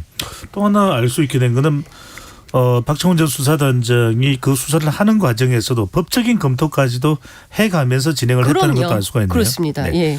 가장 핵심적인 쟁점 이게 불거지고 난 이후에 계속 우리가 뉴스로 다루고 있습니다. 가장 규명돼야 되는 장 기자께서 취재해보는 게 핵심적인 쟁점 뭡니까? 일단 이 군사법원법 제228조 3항에 보면요. 군검사와 군사법경찰관, 이 해병대 수사본부가 군사법경찰관에 해당이 됩니다.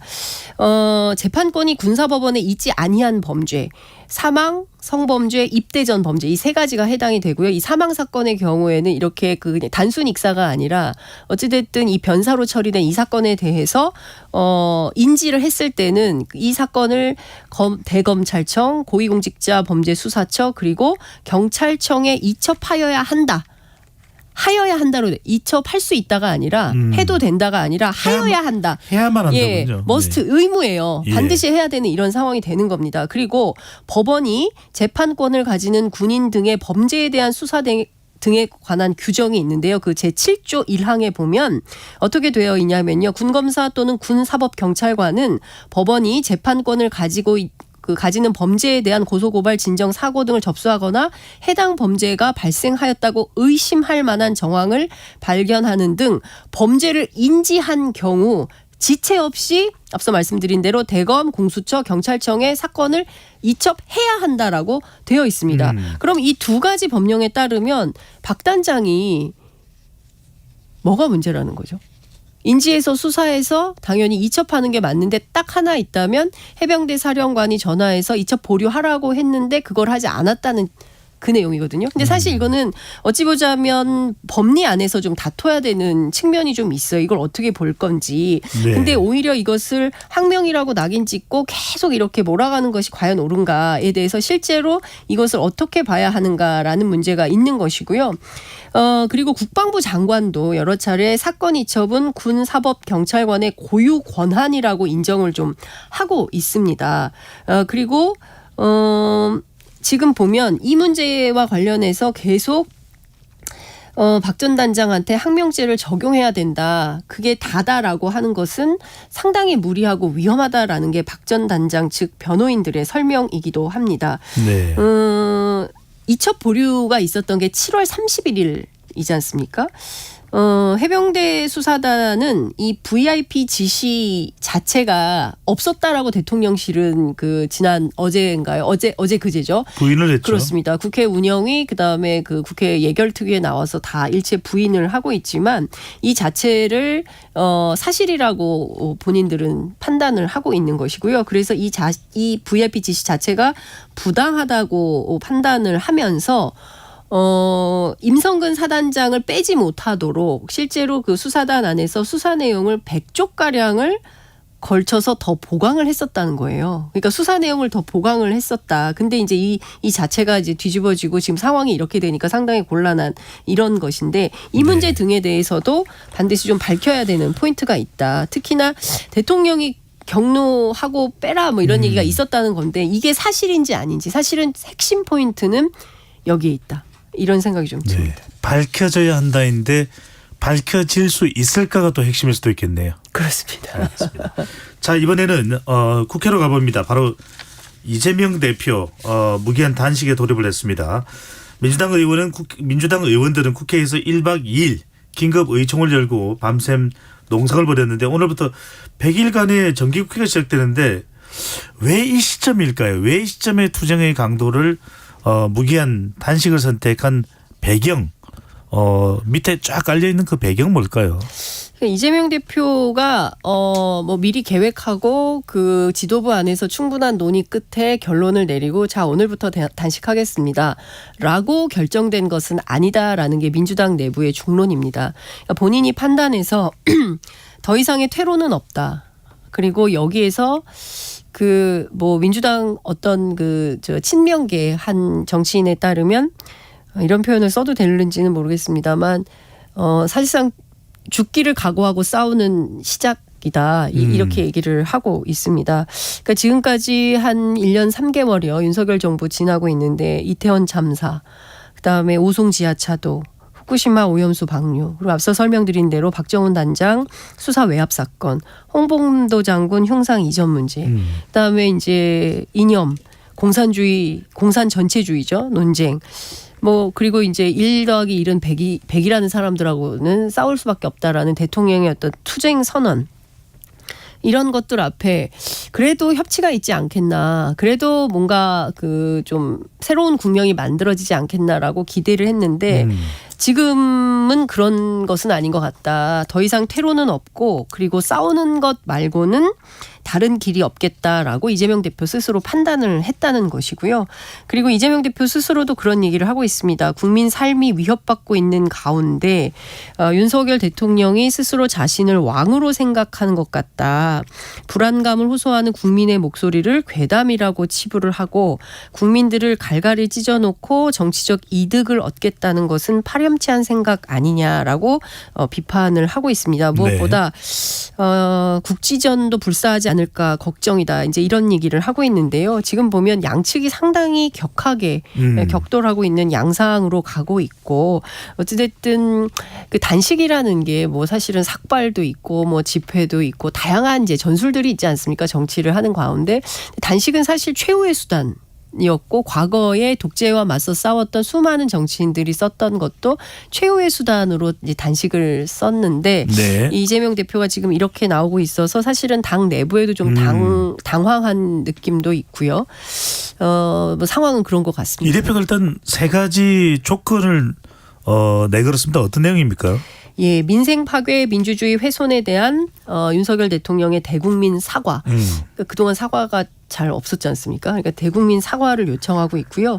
그다음에 이 후쿠시마 오염수 방류 반대 입장을 좀 천명해 달라라는 것이고 그리고 정부 차원에서만 할 수 있는 일이 있어요. 국제해양법 재판소에 제소하는 거. 이것도 윤석열 정부가 해야 된다라는 주장을 하고 있고 네. 그러니까 전면적인 국정 쇄신과 개각 이런 것들을 요구하고 있는 상황입니다. 윤석열 대통령이나 대통령실이 반응을 보일까요? 아니죠. 대통령실은 물론이고 사실은 그 여당에서도 상당한 이 조롱이 쏟아지고 오히려 지금 공격을 하고 있는 상황입니다. 그렇습니다. 방탄단식이다. 또 네. 다수당이 뭐 땡깡 단식이다. 뜬금포 단식 뭐 다양한 반응이 나오고 있어요. 여야 반응 어떻습니까? 일단 민주당 지도부 핵심 관계자에게 제가 물어봤더니 이것이 마지막 수단 아닐까요?라는 문자가 왔습니다. 그러니까 사실은 지지자들을 향한 상당한 절규다 이런 평가도 나오고 있고요. 그 반대로 또 비명계 쪽에서는 대다수 언론의 반응이 매우 차갑다. 그렇기 때문에 좋은 평가를 못 받고 있는 것 같다라는 입장을 전하기도 하고 그리고 사실 지금 상당히 일이 많은데 밥을 굶을 때가 아니라 열심히 잘 먹고 대통령도 뭐 우럭탕을 국물까지 추가해가지고 또 드셨다는 꽃게도 있습니다. 그러니까 꽃게도 있고요. 아 그렇군요.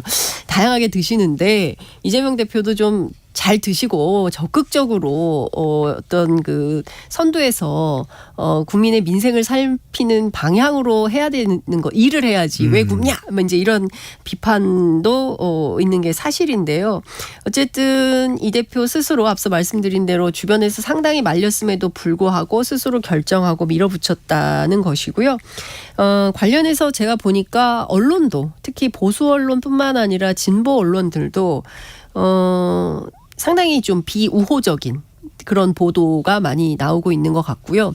그 보수 원로들도 지금 뭐 구속될 것 같으니까 단식하는 거 아니냐라는 이제 조롱 섞인 비아냥 뭐 이런 것들이 나오고 있는 거고 당 내부에서조차도 그렇게 존중받지 못하는 상황인 것 같습니다.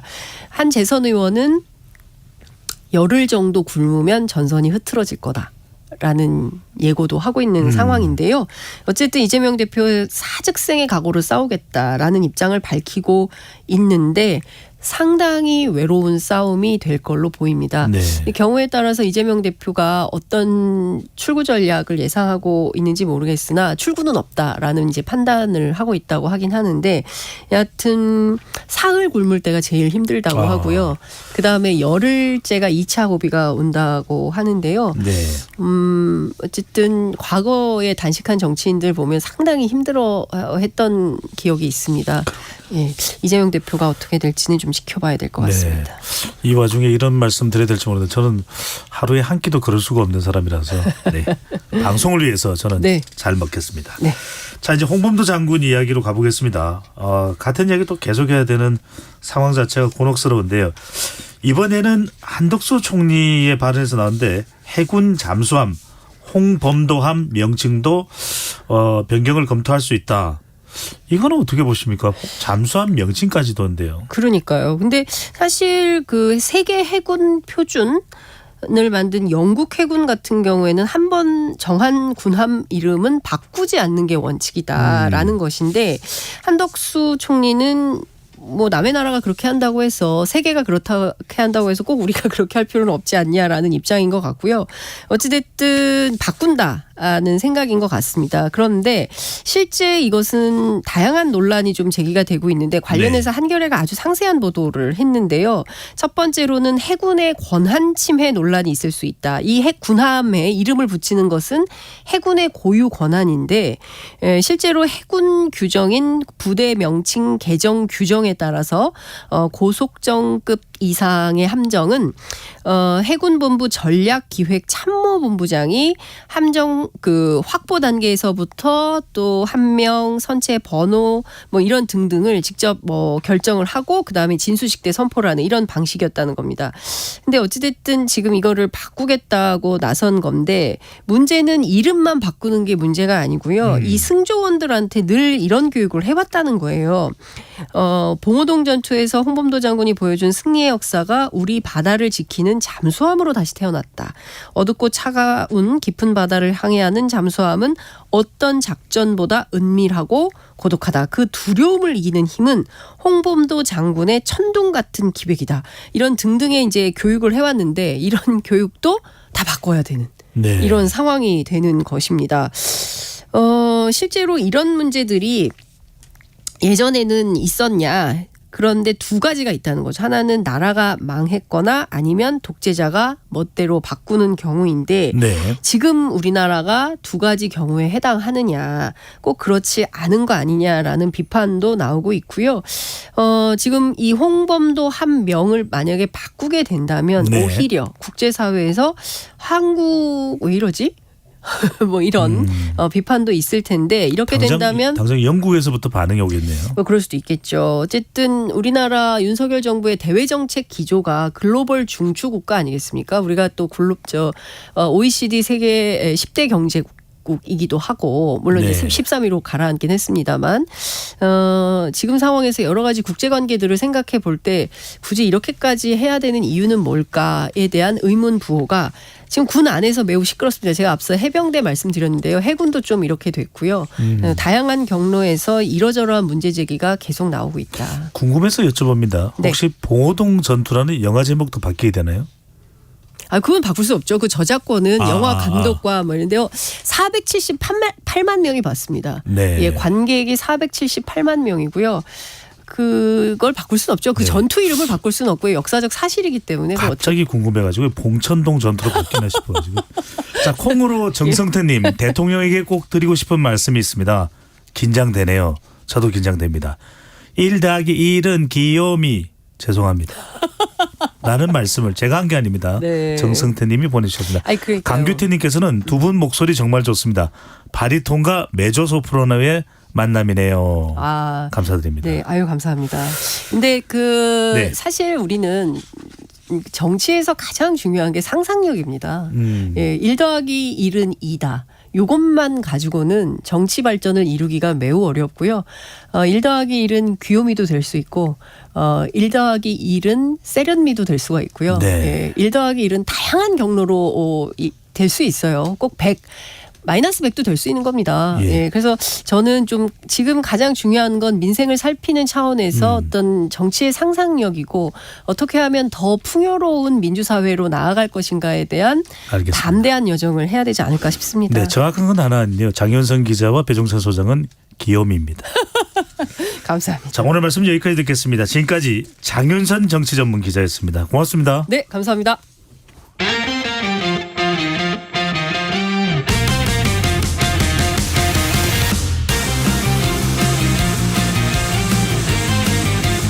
한 주간의 스포츠 소식 KBS 스포츠국 정연호 PD와 함께합니다. 어서 오십시오. 네, 안녕하십니까. 네. 요즘에 운동을 아주 열심히 하시나 봅니다. 굉장히 이렇게 좀 젊은 세대들이 그런 표현 많이 핏해 보인다. 네. 귀요미는 아니지만 핏해 보이는 것만으로도 네네. 감사합니다. 대세는 귀요미고요. 자, 오늘 프로농구 소식부터 살펴보겠습니다. 이게 여러 보도가 된 그런 내용인데요. 네네. 프로농구 KCC와 전주시가 연고지 이전을 두고 파장이 계속됐는데 네. 결국 KCC가 부산으로 연고지 이전을 결정해 버렸네요. 맞습니다. 이제 어제 이제 이사회를 통해서 부산으로의 연고지 이전이 이제 확정이 됐어요. 그러면서 이제 사실 22년간 이 KCC가 전주에서의 생활을 이제 마무리하고 내년 2023-24 시즌부터는 전주 KCC 이지스가 아닌 부산 KCC 이지스로 활동을 하게 됩니다. 사실 이에 대해서 전주시 측에서는 굉장히 좀 어처구니 없다. 그리고 이제 전주 팬들을 향한 기만이다라고 유감을 표했는데 이 정황을 조금 이제 깊게 들여다보면은 그러니까 왜 옮기는 거죠?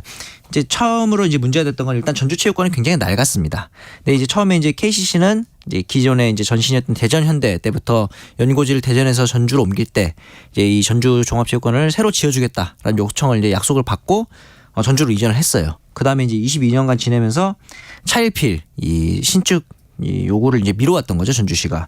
그러면서 이제 KCC 입장에서는 이제 지어달라 계속 얘기를 하는데 미뤄지고 있다가 이 전주 실내체육관 부지를 전북대학교가 가지고 있습니다. 이 전북대학교 측에서 2025년에 캠퍼스 리모델링을 할 예정이니 체육관을 비워달라라고 네. 이제 KCC 측에 통보를 합니다. 그러니까 KCC 입장에서는 아니 지금 새로운 체육관 지어줘야 되는 상황인데 우리 새 집 지어주기로 해서 헌집이 안 돼 헌집조차 나가라고 하는 그런 상황이라서 굉장히 지금 이제 사태가 악화된 거죠. 이런 상황이 계속되다 보니까 이제 전주시 입장에서는 그러면은 새 체육관이 완공된 2026년까지는 계세요라고 이제 말을 바꿉니다. 근데 사실 KCC 입장에서는 이미 마음이 상했죠. 왜냐하면 이제 신축 지어주기로 약속하고 왔는데 안 지어주는데 헌집도 내보내는 상황에서 아니 1년 더 있어 이 정도로는 마음이 풀리질 않죠. 네, 그런 상황이기 때문에 여전히 KCC는 신뢰하지 않는다. 이런 입장이었기 때문에 사실 이제 물론 KCC 입장에서는 이제 전주시 입장에서는 KCC가 그동안 있었던 어떤 그 프라이드라든가 이런 것들에 대한 신뢰가 부족한 게 아니냐라는 이제 주장을 할 수 있겠지만 농구 팬들이라든가 그리고 이제 대부분의 심지어 전주 시민들도 네. KCC 측에 대한 그 옹호의 여론이 훨씬 많습니다. 일단은 그리고 KCC가 넘어가는 부산시 입장에서는 이제 박형진 시장을 비롯해서 인프라 구축 그리고 이제 클럽하우스 건설 등을 이제 약속을 한 상황입니다. 사실은 이제 KCC를 이제 약간의 비판하는 의견들은 지금 이제 숙소랑 클럽하우스가 다 용인에 있거든요. 왜 처음부터 전주에다가 건설할 생각을 하지 않았느냐라고 얘기를 하지만 사실은 뭐 KCC가 물론 건설사 자회사긴 하지만 네. KCC가 지을 수 있는 건 아니고 거기는 그냥 네이밍 스폰서일 뿐이거든요. 사실 이제 전주시로부터 약속을 받고 왔던 상황이기 때문에 이 부분에 있어서는 조금 이런 운영들이 여러모로 아쉬운 상황이긴 합니다. 어쨌거나 그런 조건들도 안 맞았을. 그러면은 전주에는 또는 전북에는 지금 프로농구팀이 없는 겁니까? 없어지는 거죠. 지금 이렇게 되면서 이 호남 지역에는 이제 프로농구팀이 없습니다. 여자 프로농구 이제 팀만 하나 남게 된 상황이고 네. 반면에 이제 부산 쪽에는 전북에는 프로야구팀도 없잖아요. 프로야구팀도 이제 쌍방울이 해체되면서 없어진 상황이고요. 그러니까 사실은 그래서 이제 전주시에서 19단 유치를 이제 당시에 KT 창단시에 추진했을 때 신구장 창단 등의 이제 다양한 조건들을 내걸면서 유치를 했는데 아마 이런 과정에 대해서도 이제 KCC 구단은 조금 마음이 상했을 수도 있을 것 같아요. 자, 축구 소식으로 가보겠습니다. 잦은 해외 출장으로 빈축을 샀던 클린스만 신인 감독인데요. 네. 클린스만호의 코치진이 바뀐다 이런 이야기가 나오네요. 맞습니다. 이번에 이제 9월에 A매치를 앞두고 이 차두리 테크니컬 어드바이저가 코치로 이제 부임을 하게 되고 마이클 김 코치가 이제 물러나게 됐습니다. 사실은 이제 그 전까지 어드바이저라는 이 차두리의 보직이 굉장히 좀 애매하다라는 얘기했었는데 정식 코치로 부임이 됐는데 뭐 그것까지는 뭐 클린스만의 입맛에 맞게 이제 적용할 수 있는데 문제는 이 마이클 김 코치와의 이별 과정인 것 같아요. 그냥 이별이 아니고 이 마이클 김 코치에 대해서 스카우트 자리를 제안했다고 합니다.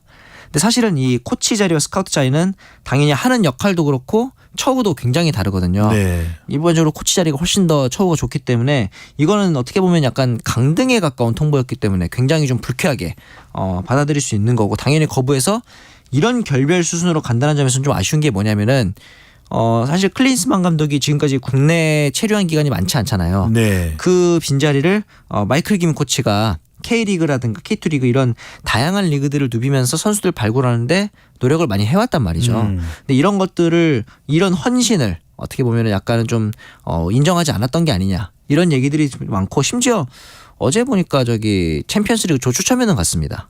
우리나라 선수가 뭐 김민재 정도 말고는 없는데 이런 상황 손흥민도 뛰지 않는데 이번 챔피언스리그 같은 경우는 네. 그런 상황에서 챔피언스리그 조추첨에는 참가를 하면서 K리그 경기장은 오지 않는다. 이런 감독을 과연 국가대표팀 감독으로 맡길 수 있겠느냐 이런 얘기도 있었고 그렇다 보니까 사실 이제 이 차두리 코치의 위치가 굉장히 애매해졌습니다. 어떻게 보면은 최측근 아니냐. 그러니까 뭐 비선 실세 아니냐 이런 이제 소위 말하는 루머까지 나오면서 독일어도 잘하고 하니까 그렇죠. 이제 아무래도 그래서 클린스만 감독이 자신의 측근에 두고 싶었던 걸 텐데 이렇게 되면서 차두리 코치 입장에서도 굉장히 불편하죠. 본인이 그런 역할을 안 함에도 불구하고 괜히 이렇게 비선 실세처럼 비춰치는 게 좀 불편할 수도 있는 상황일 텐데 네. 이렇게 힘들게 하지 않으려면 그냥 좀 정상적인 행보를 했으면 괜찮았을 텐데라는 아쉬움이 있는 건 사실이죠. 누군가는 뭐 만남보다 이별이 더 이별을 잘하는 것이 중요하다는 이야기도 하고 또 참 이 인화 선수들을 어떻게 또 하나로 뭉치게 하는 게 참 중요한데 그 역할을 클린스만 감독이 잘해야 될 텐데 약간의 걱정이 됩니다. 자, 이강인 선수가 결국 항저우 아시안 게임은 못 뛰게 되는 건가요? 그렇죠. 이제 항저우 아시안 게임뿐만이 아니라 이제 이번에 열릴 9월 A매치에서도 모두 빠지게 됩니다. 지금 이제 왼쪽 대퇴 사두근 부상이 있어서 이제 기간 동안 휴식이 좀 필요하다라는 진단을 받았고 그러면서 이제 이번에 클린스만 후에는 크게 보면 3명의 선수가 이제 새로 선발됐습니다. 누구를 좀 주목해서 봐야 될까요? 김지수, 김준홍, 이순민 선수가 이제 뽑혔는데 이 세 선수 모두 당장의 전력감이라기보다는 조금 더 시험에 보자는 이제 측면이 좀 강한 것 같아요. 나이도 어리기도 하고 이순민 선수는 물론 나이가 있습니다만 신규 발탁이기 때문에 조금 더 지켜봐야 될 것 같은데 여기다 한 가지 또 변수가 있는 게 뭐냐면은 백승호, 송민규 그리고 정우영, 박규현 이런 이제 지난 6월에 클린스만 후 핵심으로 뛰었던 선수들이 아시안게임 대표팀에 합류를 합니다. 그러다 보니까 이제 사실은 이 출혈을 어떻게 메꾸느냐가 관심사였는데 제가 보기에는 이번 A매치 주간에 좀 지켜봐야 될 선수는 측면 수비수인 강상우 선수랑 베이징 공항에서 뛰고 있죠. 그리고 이동경 선수 윙어 자원으로 활동할 수 있는 이동경 선수가 있는데 강상우 선수는 이제 제가 보기에는 이제 김진수 윙백의 자리를 이제 메울 것으로 예상이 되고 이동경 선수가 이제 앞서 말씀하셨던 이강인 선수의 자리를 메우지 않을까.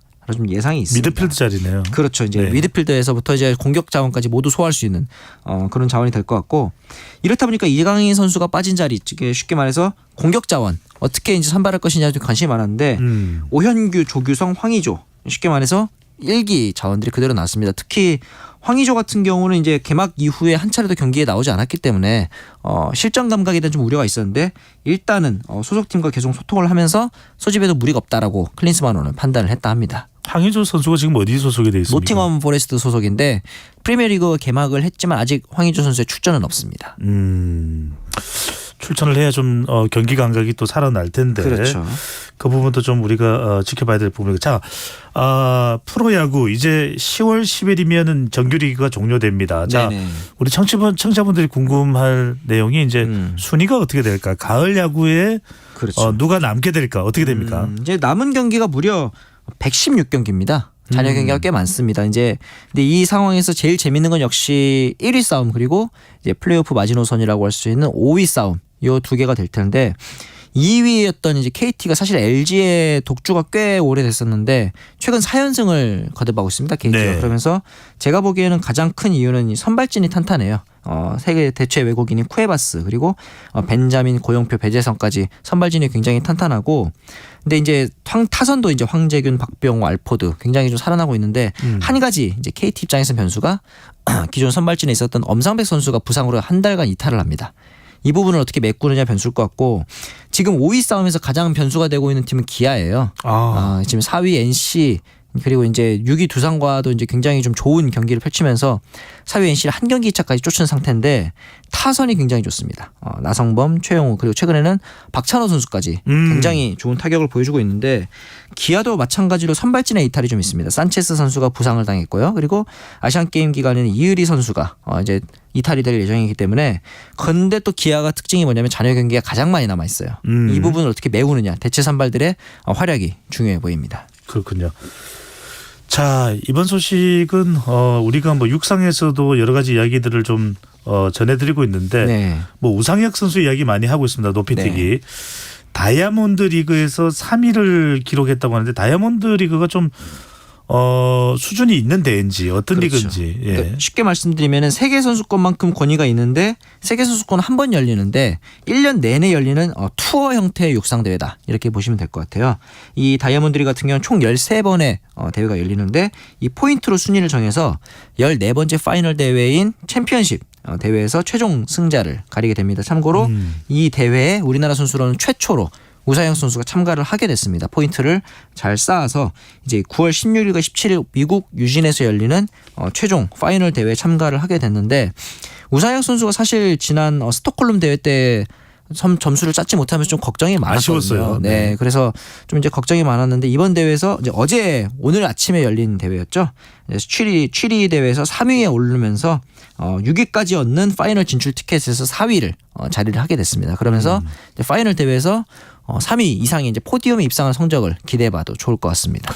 우상혁 선수가 만약에 이제 그냥 올림픽으로 친다면 네. 지금 출전을 한다면 한 몇 위 정도를 할 수 있는 상황일까요? 저는 메달권은 충분히 가능하다고 보고 근데 이제 메달의 색깔 이게 굉장히 좀 중요할 거라 보는데 금운동 중에서 하나다. 그렇죠. 근데 최근에 좀 부침이 있습니다. 사실 우상혁 선수가 그런 선수가 아니었는데 네. 이런 부분을 조금 더 보완한다면은 색깔이 중요하지 메달 따는 것 자체는 어렵지 않지 않을까 이런 생각을 또 하게 됩니다. 자, 배드민턴 여자 단식 세계 랭킹 1위. 네. 다른 나라가 아닙니다. 한국 선수인 안세영 선수입니다. 네.